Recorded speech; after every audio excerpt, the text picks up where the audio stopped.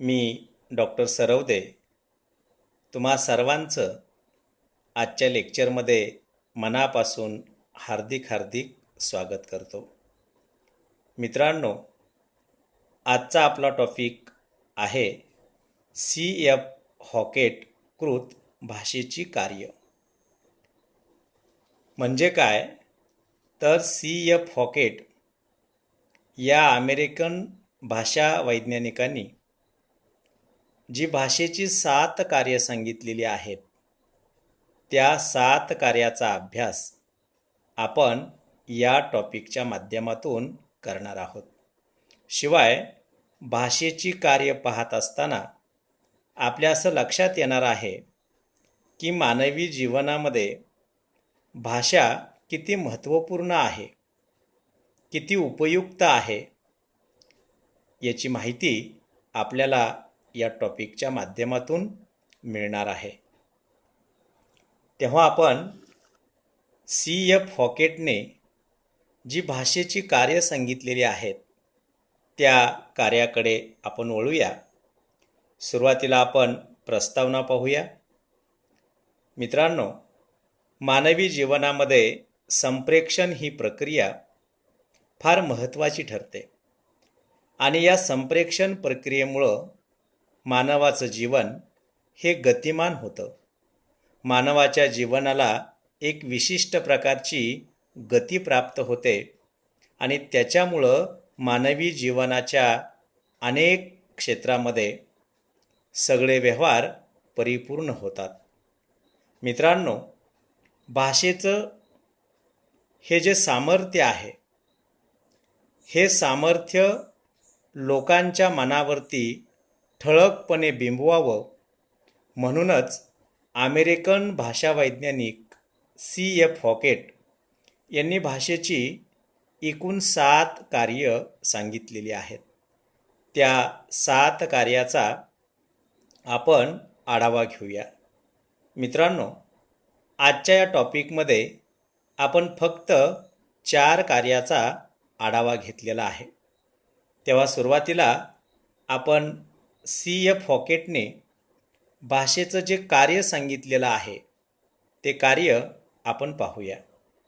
पहिलं कार्य आहे द्विस्तरीय रचना. भाषेचं पहिलं कार्य आहे, भाषा ही द्विस्तरीय आहे. या शब्दाचा आपण नीट अर्थ समजावून घेऊया. द्विस्तरीय म्हणजे काय तर 2 स्तर.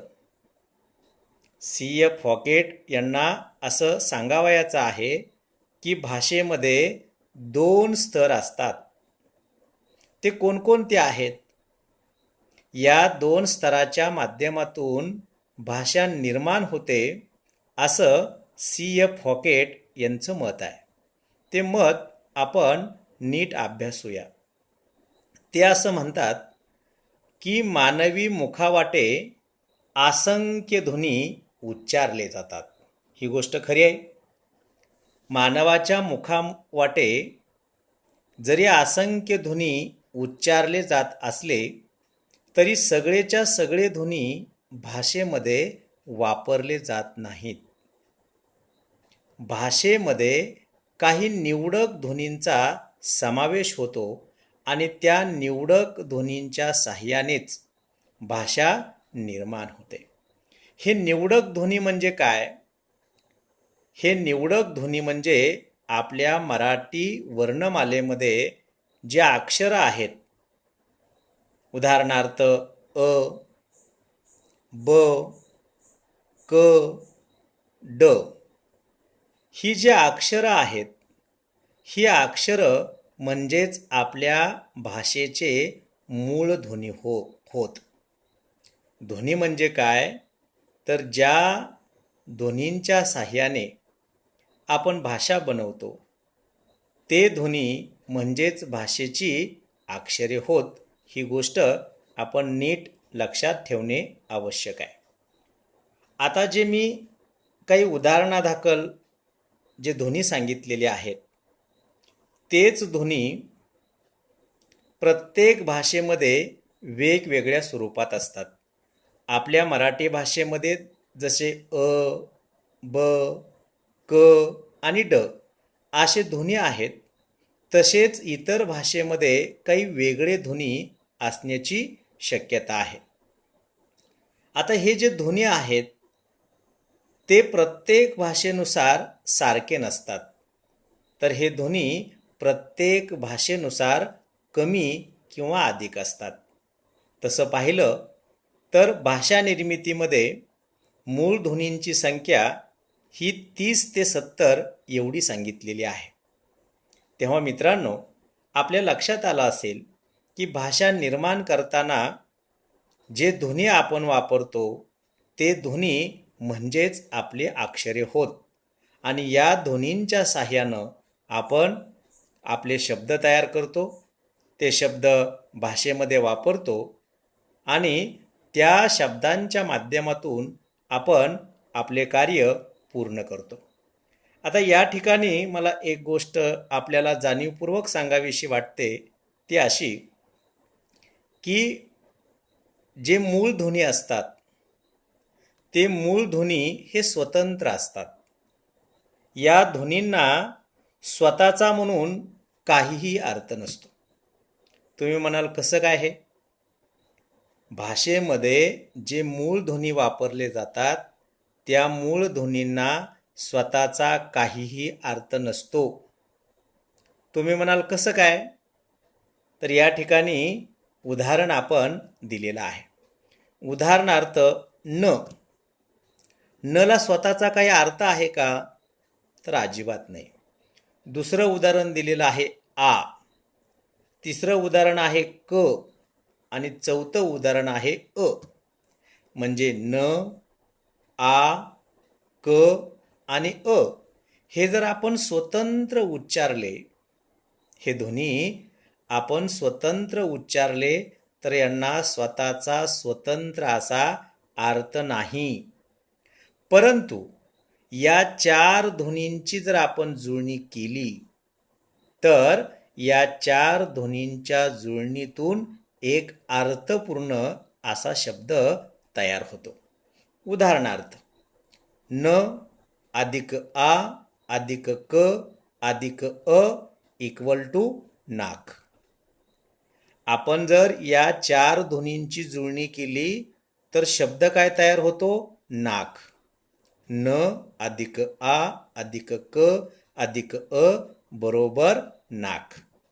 आणि नाक हा मानवी शरीरातील एक महत्त्वपूर्ण अवयव आहे.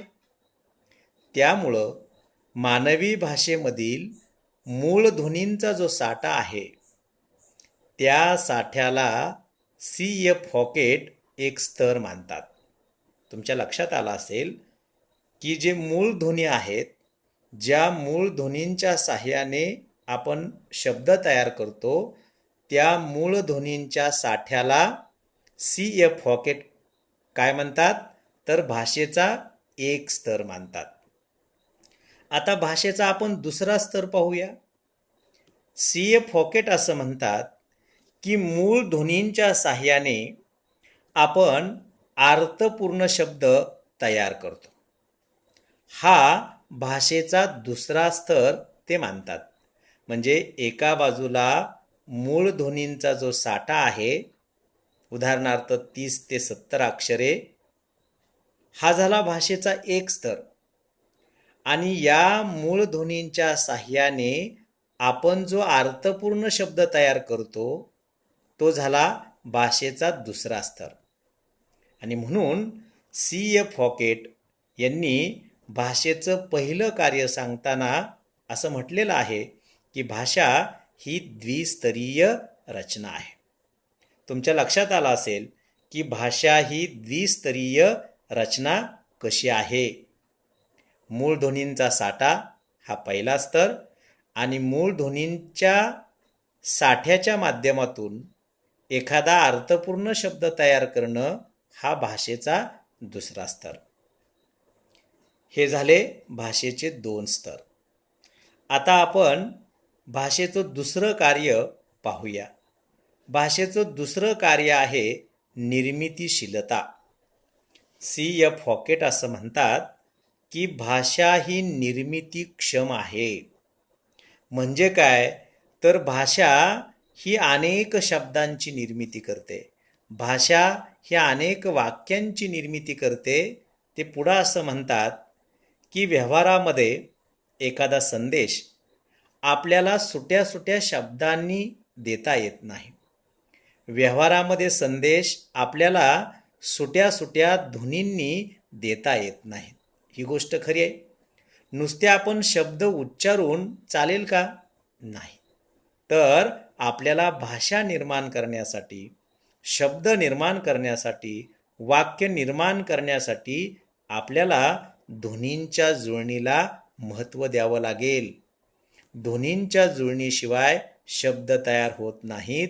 ध्वनींच्या जुळणीशिवाय वाक्य तयार होत नाही. ही गोष्ट आपण कायम लक्षात ठेवावी. पुढं C.F. हॉकेट असं म्हणतात की प्रत्येक भाषेमध्ये निवडक ध्वनीचा वापर करून लाखो शब्दांची निर्मिती करता येते. लाखो वाक्यांची निर्मिती करता येते. आता भाषेचं हे जे वैशिष्ट्य आहे, निर्मितीशीलता, या वैशिष्ट्यामुळं आपल्याला काय काय गोष्टी करता येतात? तर या ठिकाणी एक उदाहरण म्हणून मी दिलेलं आहे. भाषेच्या या वैशिष्ट्यामुळं आपल्याला बऱ्याच गोष्टी ज्या आपण पाहिलेल्या नाहीत, ज्या आपण ऐकलेल्या नाहीत, त्या गोष्टी आपल्याला कोणत्याही प्रकारचा विशेष प्रयत्न न करता आपल्याला समजून घेता येतात. म्हणजे भाषेच्या या वैशिष्ट्यामुळं जीवनात आपण कधीही एखादं वाक्य ऐकलेलं नसेल, तर ते वाक्य आपल्याला विशेष प्रयत्न न करता समजून घेता येतं. हे कसं बरं? तर भाषेची जी नियम व्यवस्था असते, भाषेचा जो शब्दसंग्रह असतो, तो त्या भाषिकाला माहीत असतो.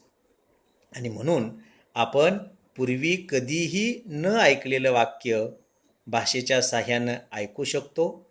भाषेच्या साह्यानं आपण समजून घेऊ शकतो. त्याचं कारण भाषेतला शब्दसंग्रह तुम्हाला माहिती असतो, भाषेची नियमव्यवस्था तुम्हाला माहिती असते. आणि म्हणून भाषेचं हे जे वैशिष्ट्य आहे ते अतिशय महत्त्वाचं आहे की या वैशिष्ट्यामुळं आपल्याला अनेक शब्द तयार करता येतात, अनंत प्रकारची वाक्य तयार करता येतात.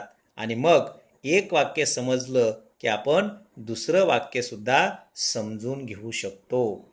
तेव्हा मित्रांनो, भाषेच्या या वैशिष्ट्यामुळं आणखीन काय काय होऊ शकतं?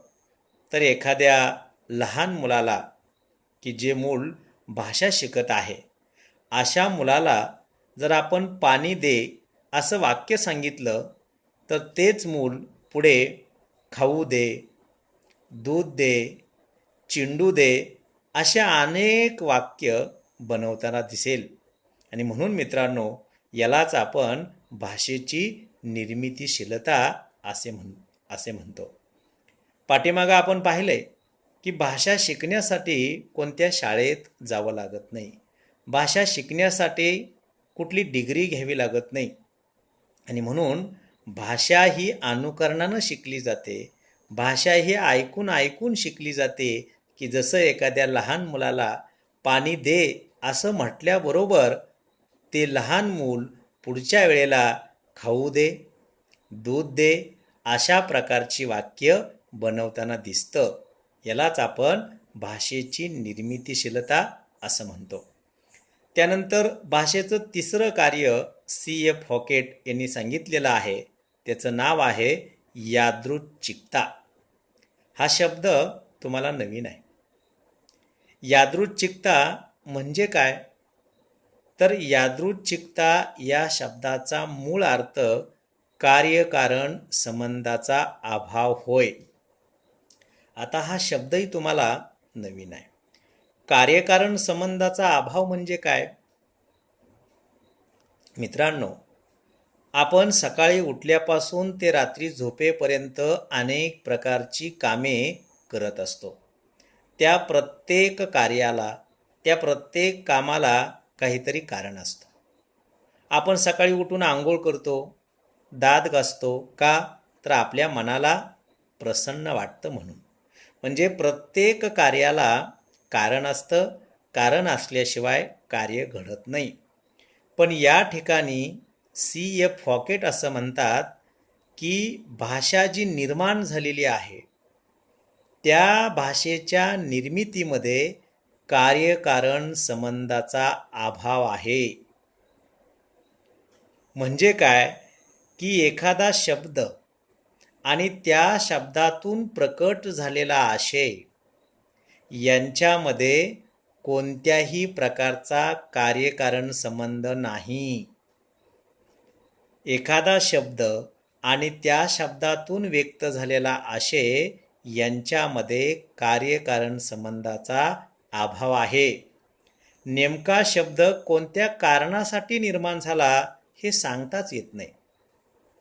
आणि हे जे यादृच्छिकतेचं जे तत्व आहे ते तत्व जगातल्या प्रत्येक भाषेमध्ये आपल्याला आढळून येतं. ते कसं काय हे आपण पाहणारच आहोत.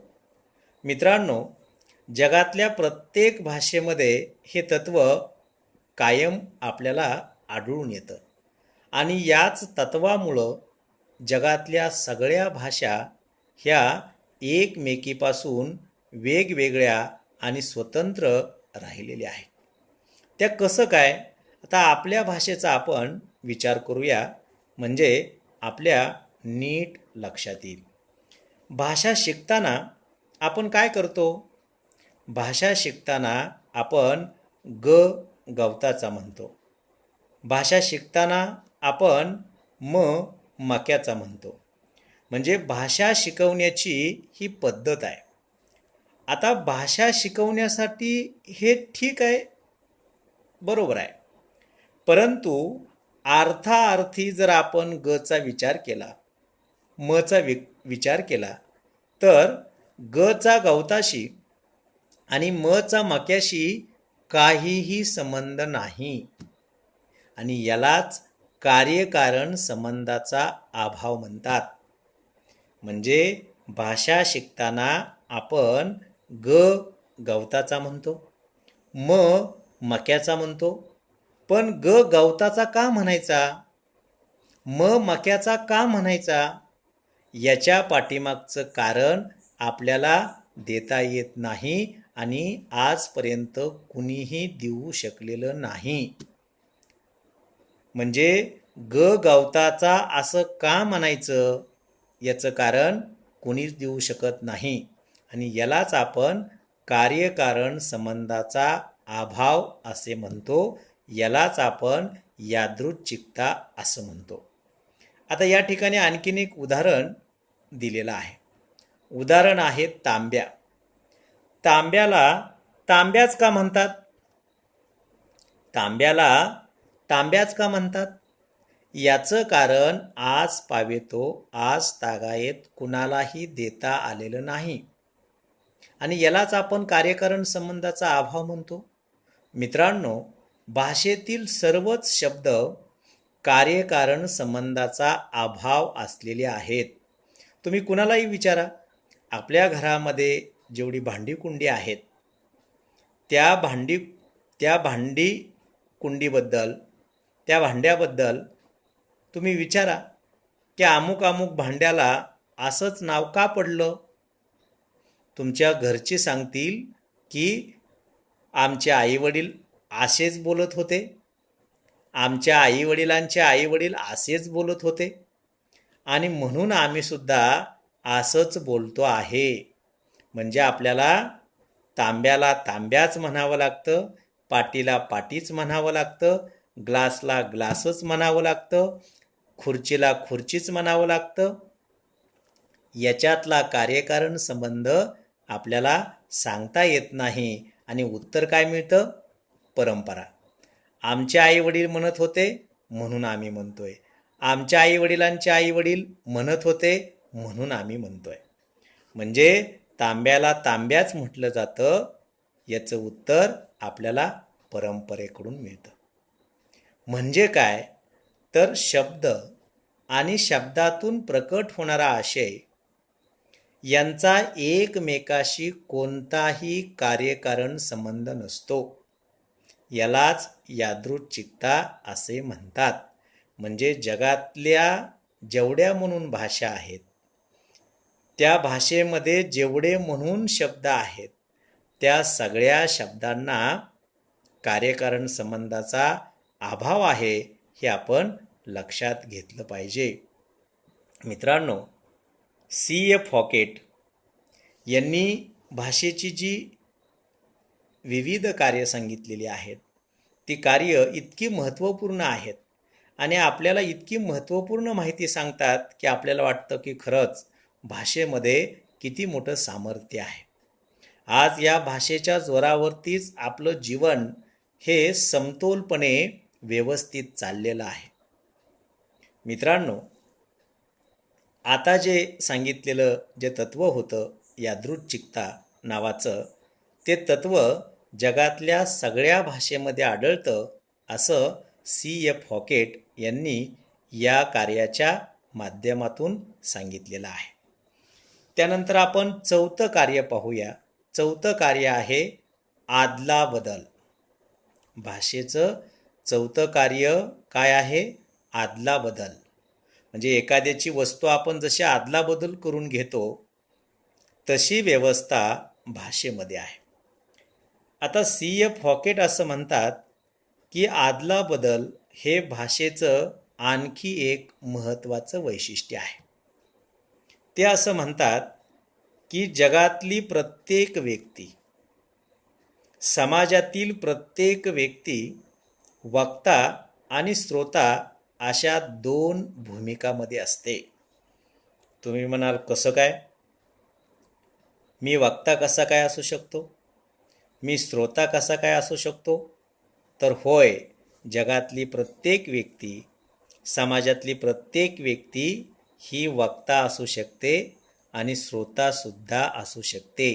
त्याचं स्पष्टीकरण या ठिकाणी दिलेलं आहे. C.F. हॉकेट असं म्हणतात की दोन मित्र जेव्हा एकमेकांशी गप्पा मारतात, बघा मी काय म्हणतो ते, दोन मित्र जेव्हा एकमेकांशी गप्पा मारतात तेव्हा ते क्रमाक्रमानं बोलतात आणि क्रमाक्रमाने ऐकतात. म्हणजे दोन मित्र जर गप्पा मारत असतील तर दोघंही एकदम बोलतात का? तर नाही. एक मित्र पहिल्यांदा बोलतो तेव्हा दुसरा मित्र ऐकत असतो आणि दुसरा मित्र जेव्हा बोलत असतो तेव्हा पहिला मित्र ऐकत असतो. यालाच आपण वक्ता आणि श्रोता असं म्हणतो. म्हणजे बोलणारा व्यक्ती वक्ताही असू शकतो आणि तो श्रोतासुद्धा असू शकतो. आता दुसरी गोष्ट, भाषेच्या आदला बदल कशी करता येते? एखाद्या नाटकामध्ये पुरुष पात्र, एखाद्या नाटकामध्ये पुरुष पात्र स्त्री पात्राची भूमिका करू शकतो. एखादा पुरुष स्त्री पात्राची वाक्य बोलू शकतो. म्हणजे भाषेच्या आपल्याला आदला बदल करता येते. पुरुष पात्राची भूमिका सुद्धा, म्हणजे एखाद्या पुरुष पात्राची भूमिका सुद्धा एखादी स्त्री करू शकते. आणि मग अशा वेळेला आपल्याला भाषेच्या आदला बदल करता येते. म्हणजे स्त्रीची भाषा पुरुषाला सुद्धा बोलता येते आणि पुरुषाची भाषा स्त्रीला सुद्धा बोलता येते. आणखीन एक महत्त्वाची गोष्ट, स्वतःची भाषा स्वतःला ऐकू येते आणि स्वतःची भाषा स्वतःला ऐकू येत असल्यामुळे बोलता बोलता आपल्या जर काही चुका होत असतील तर त्या चुका आपण बोलता बोलताच सुधारू शकतो. किती मोठं वैशिष्ट्य आहे बघा. म्हणजे स्वतःची भाषा आपल्या स्वतःला ऐकू येते आणि त्यामध्ये जर काही चुका घडलेल्या असतील, झालेल्या असतील, तर त्या लगेच तिथल्या तिथं आपल्याला दुरुस्त करता येतात. यालाच आदला बदल म्हणतात. मित्रांनो, भाषेच्या या वैशिष्ट्यामुळं कोणकोणत्या गोष्टी घडतात? तर भाषा शिकण्याची प्रक्रिया आपल्याला सोपी जाते. भाषा समजून घेण्याची प्रक्रिया आपल्याला सोपी जाते आणि भाषेच्या या वैशिष्ट्यामुळे भाषा समृद्ध होते, भाषा संपन्न होते, भाषा विस्तार पावते आणि भाषेला एक विकासाची गती प्राप्त होते. मित्रांनो, आज आपण भाषेची 4 कार्य पाहिली. 1. भाषा द्विस्तरीय रचना आहे. 2. भाषेची निर्मितीशीलता. 3. यादृच्छिकता आणि 4. आदला बदल. आणखीन आपल्याला 3 वैशिष्ट्ये किंवा भाषेची 3 कार्य पाहावयाची आहेत, परंतु आज आपण इथेच थांबूया. धन्यवाद. घरी राहा, सुरक्षित राहा आणि छानपैकी पुन्हा पुन्हा या लेक्चरचा आस्वाद घ्या. धन्यवाद.